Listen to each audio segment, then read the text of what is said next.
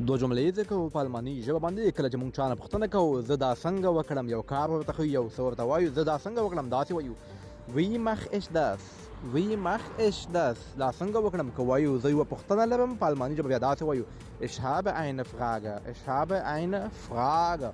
که موږ له چا څخه د مرستې غوښتنه کوو په الماني ژبه څنګه وایو کولی شئ زما سره مرسته وکړئ، کولی شئ زما سره مرسته وکړئ. دا جمله په الماني ژبه څنګه وایي تاسو یې په کمنټ کې ولیکئ.